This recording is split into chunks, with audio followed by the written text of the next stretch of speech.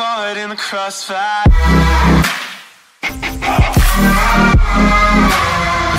On YouTube. So I've got the cab partially assembled.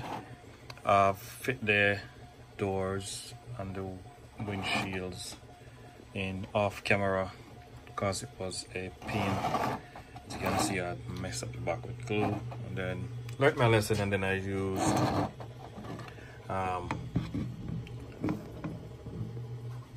plastic welding on the inside. You can see it's plastic welding on the inside. Camera kept adjusting.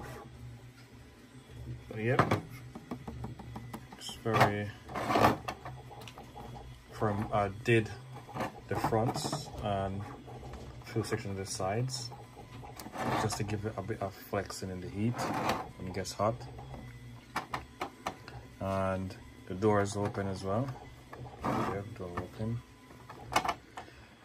So what we're gonna do, we're gonna finish assembling the cab, glue the windshield together. So we're gonna just finish assemble the cab. And yep, this is the lights section.